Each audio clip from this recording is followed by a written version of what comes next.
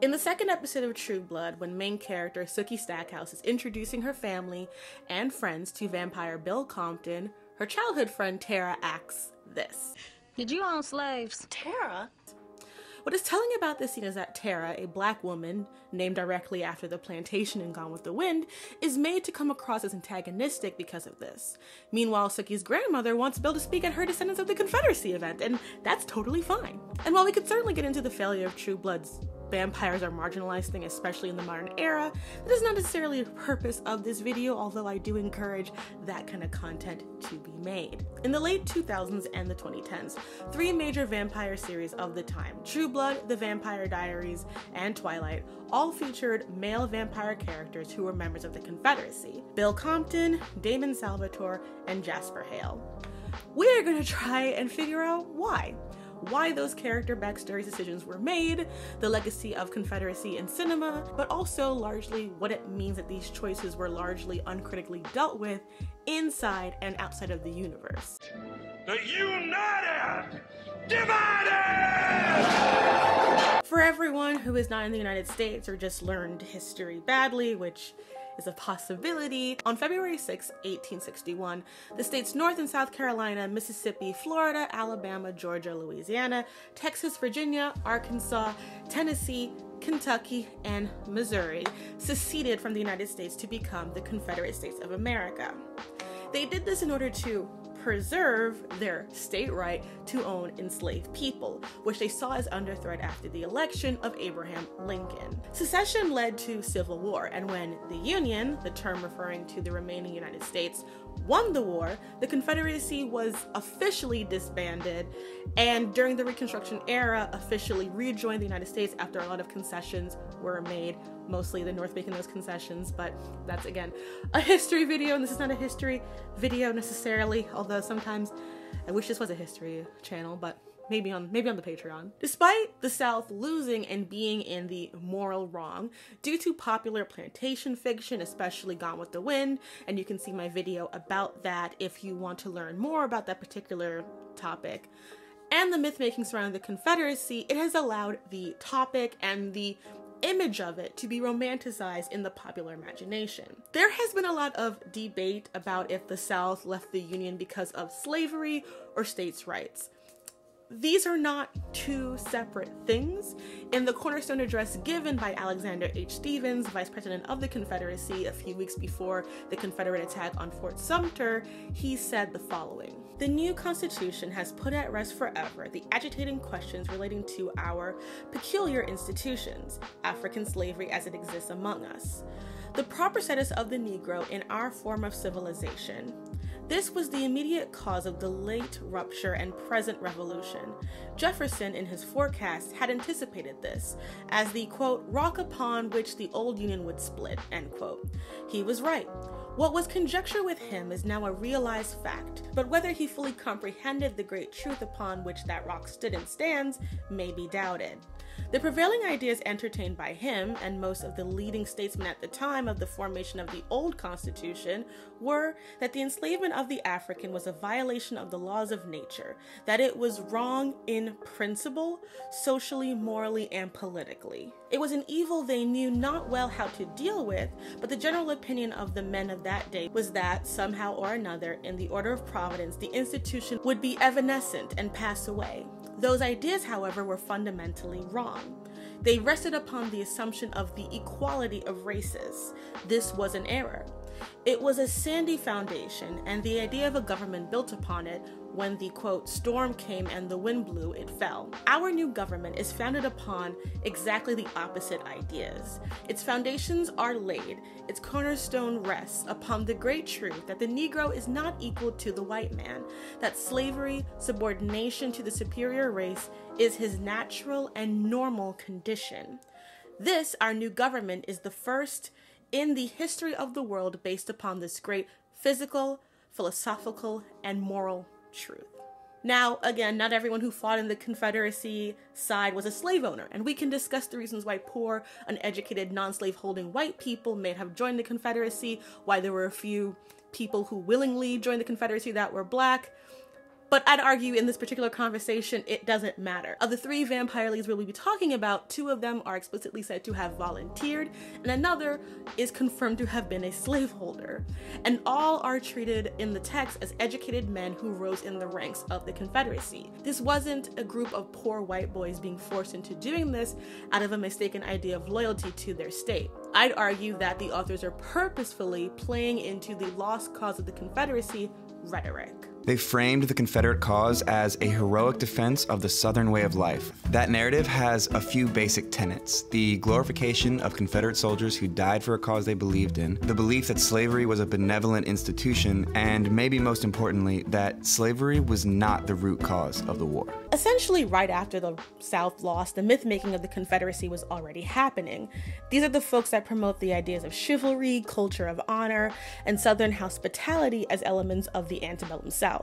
Their slaves were family, and the Civil War was the war of Northern aggression, and this was them trying to protect their way of life and their land. Any modern historian worth their salt, or someone who's access to Wikipedia, can literally just turn to the speeches made at the time and see that this isn't the case. And even for those who will say that it was what the situation was at the time, it ignores that there were plenty of people, including white people, who were abolitionists and were born in the South. Yet unfortunately, due to the work of white supremacist minister Thomas Dixon Jr., who wrote the book that would become The Birth of the Nation, he would end up popularizing these myths and work to counter narratives like Uncle Tom's Cabin, which, while notorious today, was written by a white female abolitionist to highlight the inhumanity of slavery and get white people galvanized in trying to emancipate people. And it is that popular imagination, that ability to depoliticize what the Confederacy stood for versus the idea of this rebellious valor that the Confederate soldier had, that leads to, I believe, this pop culturing of Confederate vampires. So that's the brief history lesson. Let's talk about these bloodsuckers. This happened during the Civil War. I was the youngest major in the Texas Cavalry, all without having seen any real battle. Twilight is the popular young adult vampire series written by Stephanie Meyer that a young 15-year-old girl hated so much she decided to make this very YouTube channel. The series is about a girl named Bella who falls in love with Edward Cullen, a vampire. She is introduced to his family of vampires and gets entangled with all of his vampire bullshit as it happens. Each member of the Cullen family comes from a different time period. Carlisle, the patriarch of the Cullens, was born in the 1640s in London. Edward was born in 1901 Chicago. Esme is from 1895 Ohio. Rosalie is from 1915 New York. Emmett is from 1915 Tennessee. Alice is from 1901 Mississippi. And Jasper is from 1844's Texas. When it comes to creating Jasper, Meyer is on the record as saying that for, quote, "For Jasper's name I searched roll calls for the Confederate Army in Texas." So she was intentionally looking for Confederate Army names. Of Meyer's background, one of the most notable things about her is that she's a member of the Church of Jesus Christ of Latter-day Saints, but are known as the LDS, or the Mormon Church, an organization that has been condemned for their homophobia, transphobia, and has a history of racism and problematic missionary work. And when you read about it, it makes the way that she wrote the Quaaludes even more problematic. And that is just going into things that are messy about her without tying to like the anti-feminism that, you know, she propagated and propagated against her. Meyer is not outspoken about her faith, but she has been firm about saying when it does come up that it's part of who she is. So I wanted to look into what was the relationship between members of the LDS and the Civil War. And it's complicated. If you enjoy problematic white male humor content, Last Podcast on the Left has a bunch of episodes that are very informative about the Mormon history. But to sum it up, the Mormons were actively persecuted by the American government and forced out of states because of their polygamous practices. Brigham Young allegedly made the statement, "The curse of God will be upon the nation and they will have enough of it. They have persecuted the saints of God and the rulers would do nothing for us but all they could against us, and they will now get their pay for it." He saw the downfall, aka the Civil War, happening to be vindication for the martyrdom of Joseph Smith and forcing the Mormons out of Missouri and Illinois. As for the support of slavery itself, what I found was that Brigham Young personally said in one of his journals that, quote, "I am neither an abolitionist nor a pro-slavery man. If I could have been influenced by private injury to choose one side in preference to the other, I should certainly be against the pro-slavery side of the question, for it was pro-slavery men that pointed the bayonet at me and my brethren in Missouri." Now, I picked an LDS source because I wanted to see what Meyer would have been told, and from what I could find is that members of the LDS as a group did not pick universally one side or the other. Some fought for the Confederacy, others fought for the Union. So it was sort of like a very small group of people, a small community being divided. And I think sometimes we will refer to the Civil War as brother against brother, and that, without meaning to, does also romanticize the trauma of what happened and what the conflict was about. It turns it into this familial spat versus a serious ideological, economic, social difference that had been festering for generations. So I think in a way what you see is, again, this decentering of slavery. And going back to Jasper, him being in the Civil War and rising in the ranks is just background for him explaining his own military training, which is a small plot point that will happen in Eclipse and in Breaking Dawn, because he's the tactician or whatever, and he helps figure out the stuff about newborns. And it also explains what made him valuable to be turned into a vampire during the Southern Vampire Wars, a conflict between a group of Mexican vampires who were attempting to be the power brokers in the South. A story much more interesting than anything in Twilight, in typical Twilight fashion. When Jasper is recounting his origins to Bella, slavery is not brought into the conversation, or really anything political. There's no sense of conflict or that Jasper now in the modern day finds issue with volunteering. Like, it's just a setting issue. And when you think about it that way, it's like, well, why not have him be in the Union? The exact same stuff could have happened if he was there, and it is very possible for him to have been there. According to The Fall of the House of Dixie by Bruce Levine, in fact, about 5,000 white South Carolinians served in Union uniforms over the course of the war. 3,000 white Alabamians did the same, as did 7,000 white Louisianans and 10,000 white Arkansanians. Virginia alone, especially its western counties, supplied some 30,000 recruits. The largest single contingent hailed from Tennessee, some 42,000 in number. The grand total exceeded 100,000, most of them serving under officers from their states and in federal units that bore their state's name. Elite Confederates disparaged these Southern-born Union soldiers as human trash. Plantation mistress Catherine Edmondson sneered that they were, quote, "people who can neither read nor write, and who never had a decent suit of clothes until they, the Yankees, gave it to them. Poor ignorant wretches who cannot resist a fine uniform and the choice of the horse in the county, and the liberty to help themselves without a check to their neighbors' belongings." So again, even though I don't mention Texas in here, it's possible that Jasper could have fought for the Confederacy or the Union. It's a choice. She's a writer, but she was looking for a Confederate officer. She was looking for that because there is a romance connected to the idea of a lost Confederate soldier who went out for noble intentions to protect their state and never came back home. And I think because Jasper is a character who is struggling with his bloodlust, it's supposed to add to the tragedy of it all.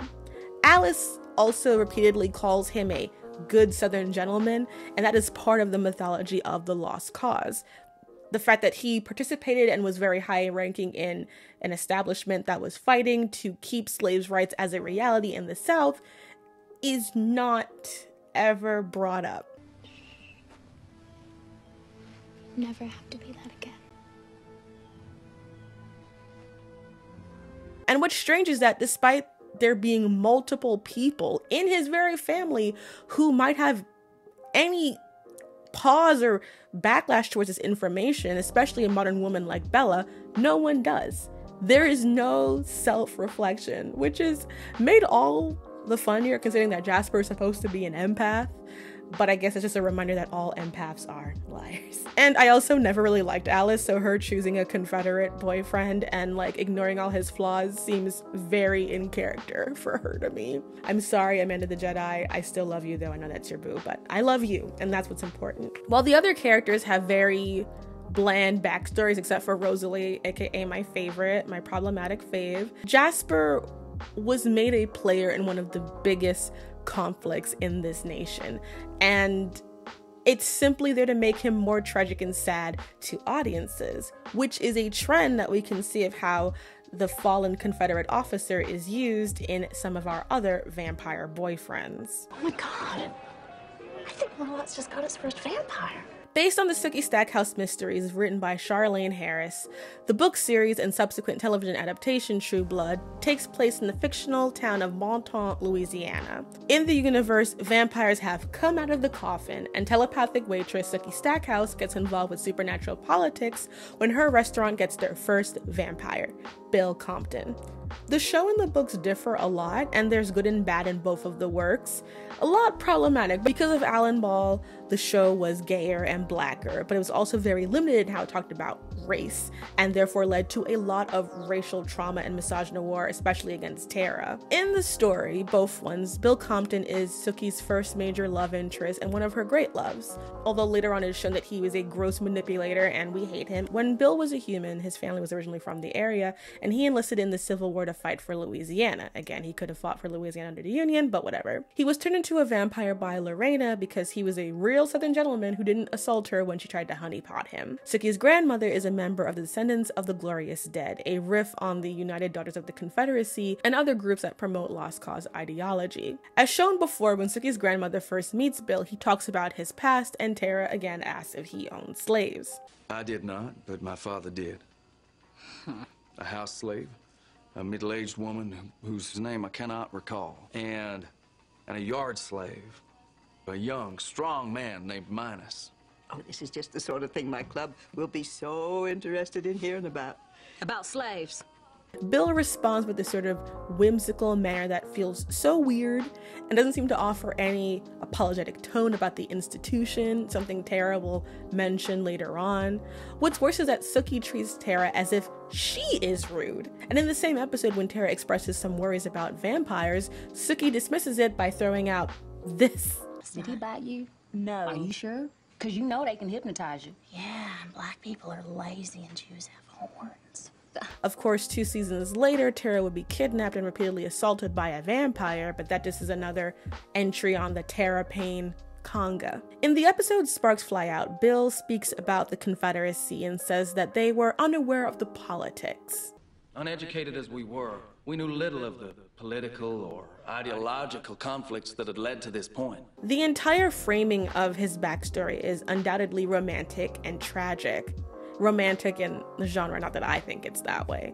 Especially when the episode focuses on the loss of life, the generations that have remained, and Bill's own sorrow of having missed out on having an opportunity to be with his loved ones by going to war. Everything about this scene is lost cause propaganda, because again, slavery is an afterthought. It's just focusing on the desertion and the tragedy of these poor Confederate soldiers, but again, it is all divorced from politics. Even the way that Gran introduces Bill in the episode is lost cause ideology. And he bravely fought for Louisiana in the war for Southern independence. One interesting change from the book to the show is that originally Bill's family weren't the ones that owned slaves in this conversation. It was the Stackhouses, and the question was asked by Gran herself rather than Tara, because A, Sookie doesn't have any black friends, and B, Tara is white and a side character with a much happier life in the books. So it really is a question of historical relevance, and is treated almost less romantic in the books than it is in the show, even though both are problematic. The Civil War in the show is treated again like a sad backdrop to Bill's life, but not anything worth discussing on a deeper political level. In the end, because Bill is turned into the absolute fucking worst throughout the show, he isn't rewarded as much. But when we're watching these earlier seasons, it is weird how the show can both have the moment where Lafayette delivers his iconic burger with AIDS scene, bitch, you come in my house, you gonna eat my food the way I fucking make it, and have a character we were supposed to love call the Civil War in the war for Southern independence. With zero pushback from anybody, not even having a conversation with itself. It just normalizes that language and then tragically kills Grant off the same episode. So it's like, you just feel sad. But at least the show didn't make anyone who wasn't a Confederate in the source material a Confederate later on. Your commitment to the Confederacy is inspiring. Well, this works out wonderfully for me. How's that, Miss Catherine? Now I'll have both of you here to keep me entertained. The Vampire Diaries is based on a series of books originally written by L.J. Smith that were adapted for the CW by Kevin Williamson and Julie Plec. In the adaptation of this series, changes were made. Elena went from being a frosty ice queen to a broken bird brunette. Bonnie in the books was turned into a token black character who was excellent and underused. And the Salvatore brothers went from being, nobles from the Italian Renaissance to 1800s Virginia. I don't even know why this change was made. It doesn't add anything. They kill off the Salvatore's nephew so quickly that them having any real ties to the town seems extra anyway. The Vampire Diaries loves to dance around these issues. Like, they'll have a Gone with the Wind party and Damon becomes a member of the Confederacy to prove himself to his father. But slavery, we won't talk about it. When they show Catherine and Emily Bennett during one of the flashback scenes, one of Bonnie's ancestors, they go out of her way in the description of the character to call her a handmaiden and not a slave. Yet we are told she's one of the most powerful members of the Bennett bloodline, but she worked for a white vampire and got killed because of it. It's very sus. And the show repeats that Damon only joined the war to make his father proud, which I would love to know why Giuseppe Salvatore cared about the Confederacy. I mean, as far as I remember and rewatching, Damon's family are not implied to be slave owners. And when you go to the episode Hell is Other People in season 7 episode 10, the little bit they talk about the Confederacy is again more lost cause propaganda. The mission. These men, these deserters we're supposed to capture, they are just regular fellows who do not believe in the cause. Like me, like you. It is true. I could give a damn about this war, Henry. To be honest, I only enlisted to please my father. And how can he be fine with rounding up men just like you? It's not my fault they deserted, Henry. Damon is stabbed and he is forced to go back to the Civil War and experience a moment where he was sent out to capture deserters in order to go home to his family for 2 weeks leave. And in doing so, he kills 2 deserters and a bunch of other women, and a small girl get murdered. And it's all very sad for him. And it's all framed around him finally getting to deal with his mommy issues, because his mother died, but then didn't really die, and then became a heretic. And I really don't care about Damon, so all of it was very extraneous to me. But fundamentally, at times, they talk about how there's a moment where Damon says he doesn't care about the cause, and neither does the person that he's walking with. And they talk about how they don't want to punish deserters for it. But again, they don't talk about the cause, but they'll never say what those beliefs are. And I have to laugh because it's so goddamn ridiculous, because we all know what the fuck it is. But they're too cowardly to say it, and because if they say it, then all of a sudden Damon's not just some poor Confederate sad boy. He becomes someone who's actively fighting towards slavery and killing people who are trying to leave because they do not believe in defending the institution. All of Damon's experiences are here to make him look tragic. He was a rebel, independent, and a tragic romantic lead who really just wanted love and affection, and therefore decided to join a war to prove himself to his loved ones. As I was researching this video, the thing I kept kind of thinking about is why? Why does this keep happening? Why is this a trend? I have some ideas. I was a man at that age. The master of a large plantation just south of New Orleans. Much of why we see this kind of work with vampires in the South is in no small part due to the work of Anne Rice. Her vampire series, The Vampire Chronicles, really defined the way vampires fit within the Southern Gothic. In her first novel, Interview with the Vampire, the main character and narrator, Louis Dupont du Lac, was a slave owner. In the text, there are repeated incidents of Lestat feeding on slaves from Louis's plantation and other plantations. There's one line in particular that my friend, Maven of the Eventide, reminded me about while we were discussing this topic because she's great, love her. I love her reviews on the show, definitely check them out. After that was settled, during which my new detachment served me admirably, I had the problem of the plantation itself. My slaves were in a state of complete confusion, and no work had been done all day. We had a large plant then for the making of indigo dye, and the overseer's management had been most important. But I had several extremely intelligent slaves who might have done his job just as well a long time before, if I had recognized their intelligence and not feared their African appearance and manner. I studied them clearly now and gave the management of things over to them. To the best, I gave the overseer's house on a promise. 2 of the young women were brought back into the house from the fields to care for Lestat's father, and I told them I wanted as much privacy as possible, and they would all of them be rewarded not only for service, but for leaving me and Lestat absolutely alone. I did not realize at the time that these slaves would be the first, and possibly the only ones, to ever suspect that Lestat and I were not ordinary creatures. I failed to realize that their experience with the supernatural was far greater than that of white men. You can and should have a discussion about if Rice herself is excusing or playing into black pain by including all of these things, but I think personally for me, it shows a lack of humanity in both vampires and slavery. At one point, Louis talks about how Lestat would hunt for slaves and Louis would hunt for animals. And I think all of these things subtextually kind of talk about how the slaves were seen as expendable food source, and even Louis was forced to now recognize the humanity within the people that he used to see nothing in. It is dark and brutal and it's hard to read, but I think it's intentional. It is intentional to make the reader see just another way in which, in this fictional telling, vampirism compiled against an already inhumane institution. And I think it's also interesting how this idea that blackness and this tie between blackness and seeing the truth of evil makes its way into the live action series where the black people are very aware that there is something wrong with Louis and Lestat. Although I did feel bad for Louis. I feel like I definitely I haven't talked about the show a lot, but I love it, and I think that this is probably the best version of Louis that we could get. And it's very nuanced and interesting, and I really love it. I think it should win a lot of awards, and if it doesn't, homophobia. And even if you are critiquing this element of the story, which I think you should, it is present.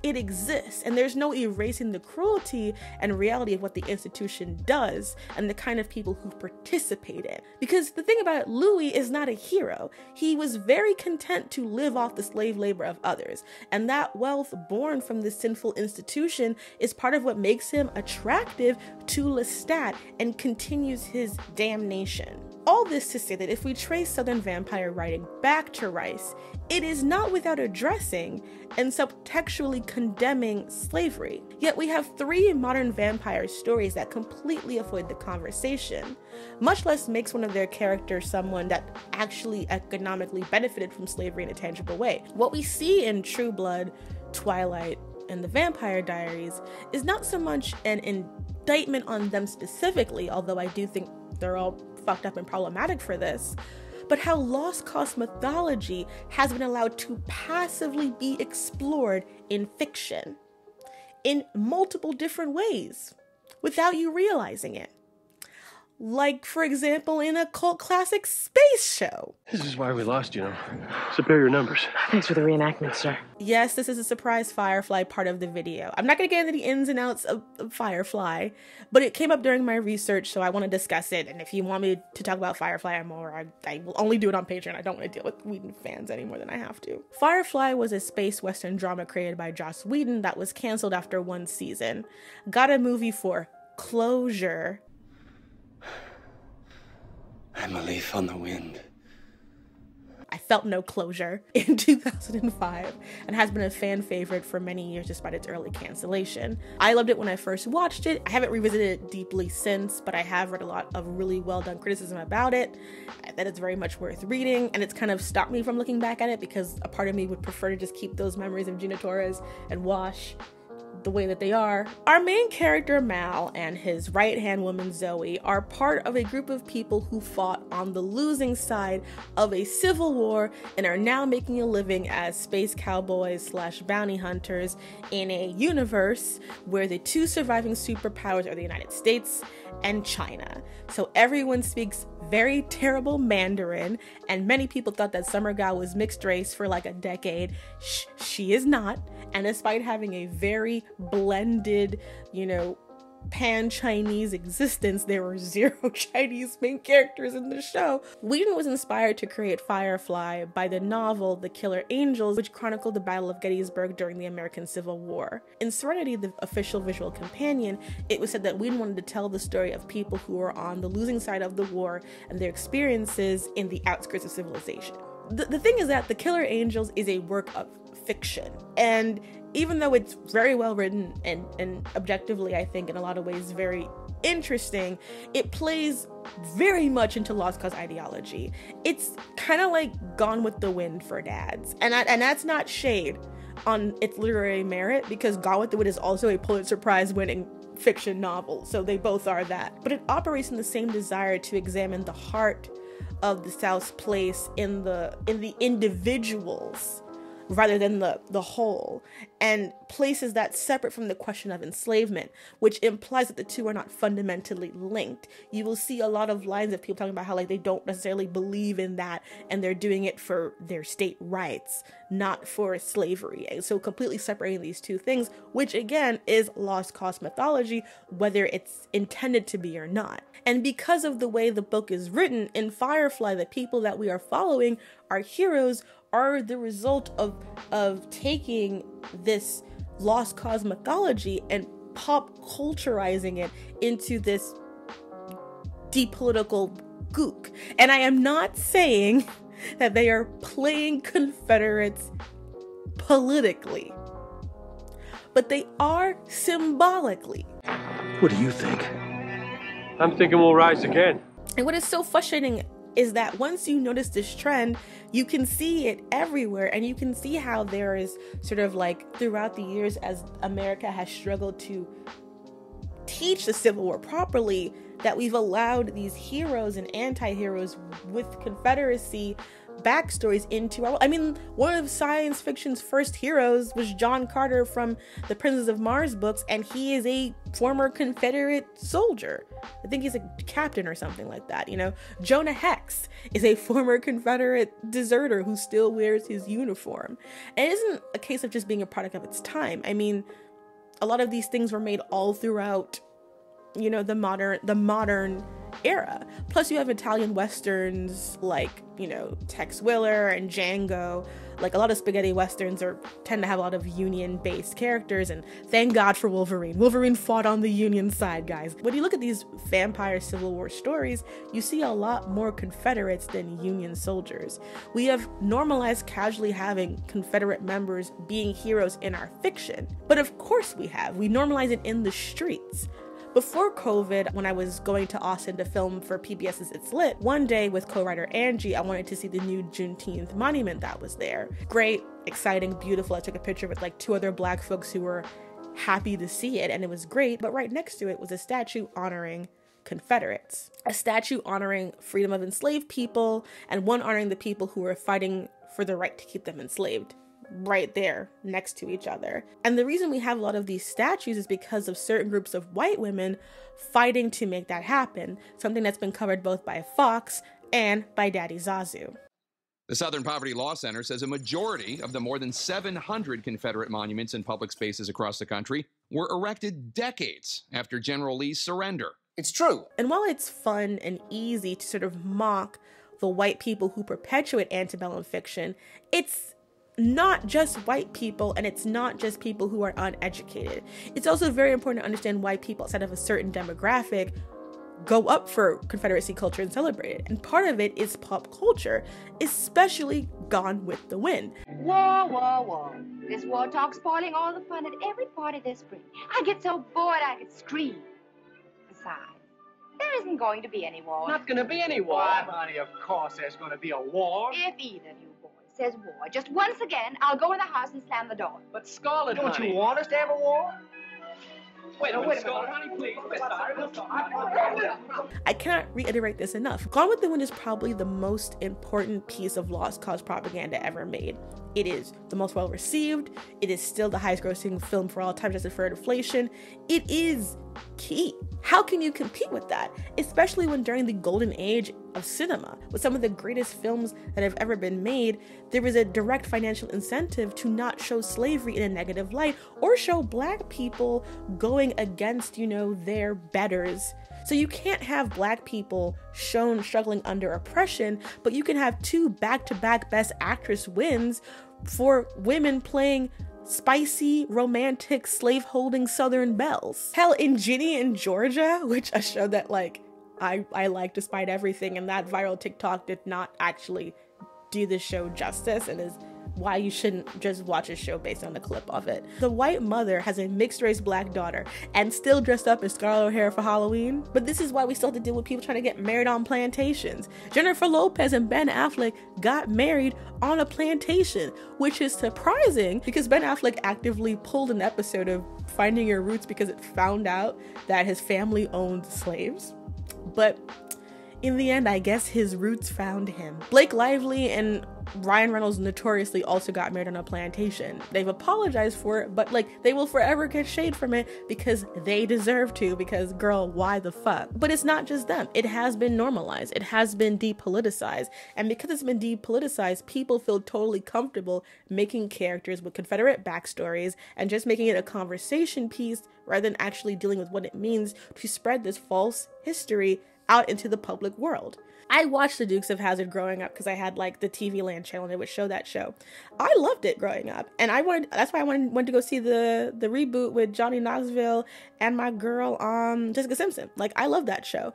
I didn't know what the car that General Lee meant. I just thought it was a cool car. So you have even me, a Yankee, rooting for 2 good old boys riding in a General Lee car to escape the Arthurian, boss hog in his white suits. And at that age, hell, I probably saw his white suit as more symbolic of a white power structure than the car. And that idea, the rebels, the good old boys, all of those things unfortunately have roots in propaganda that hasn't been properly deconstructed, so that it really rips any enjoyment that you could have gotten from those things because we haven't dealt with that history yet. And it sucks. And it only proves the desire not to teach the truth about race in this country is something that's already been happening and winning. Because when you have descendants of people who fought to protect slavery as an institution, wonder what's the problem with a statue because of its history, but want to ban teaching Harriet Tubman, you know there is something fundamentally wrong, and it's not about the truth. It's about the myth. Especially if they really have a bone to pick with, it should be with rich farm-owning genteel whites that created propaganda to make poor whites feel aligned with them in the first place and sending their boys off to war. That's who they should be mad about, not fucking Abraham Lincoln. One man at a community meeting in North Carolina defended a Confederate statue by talking about his family history. My great-grandfather was a Confederate soldier, and I was proud of that, because my opinion of his fight was for his rights. I'm really concerned about our monument. I want it to stay. It reminds me that I got a little rebel in me. The too long didn't watch answer to the question in this video. Why are there so many Confederate vampires? Based on everything that I have pulled together, I think it comes down to 3 things. 1, Southern-based vampire fiction became really popular with Anne Rice, and her impact remains undefeated. So people are just trying to make more Southern vampires, and especially Louisiana. 2, if you're looking for a modern American event to create vampires, the Civil War is a great way to have a lot of deceased characters with no traces that could reinvent themselves. It is the bloodiest war ever fought on U.S. soil, the last one to ever be directly fought on the mainland of the United States, and therefore there's a high body count. So if you want to create a bunch of vampires with trauma, There you go. It's very easy historically. And 3, due to lost cause narrative being so in the mainstream, passively, a lot of people have depoliticized what it meant to be a member of the Confederacy, to the point where, despite there having been Southern people who fought for the Union, it has become a way to create these romantic heroes who got caught up in something bigger than themselves and wanted to defend their land, their city, their blah blah blah, and it's tragic. I would love to say that some of these authors do it deliberately to make these characters more morally complex, because in my opinion, vampires are inherently chaotic morally. But I think it's mostly done to create an idea of sadness, of tragedy, because the Civil War did end an idea of the South that has continued in the imagination. So Alice can call Jasper a Southern gentleman and emphasize that part of him without the Confederate part derailing that. We have Southern belles for the exact same reason. Up until recently, we were not all being taught the history of the Civil War properly. And right now, when we're just getting the research and the broadness of history to be able to do that, you have the pushback from the right saying we're trying to ruin America for people. And it's like, girl, that ship has sailed. So we have entire generations of people who have passively been indoctrinated with lost cause ideology, and of course that comes up in their work because they have been taught that it's okay. So deep that even 6 feet under isn't enough to keep vampires from being corrupted by it.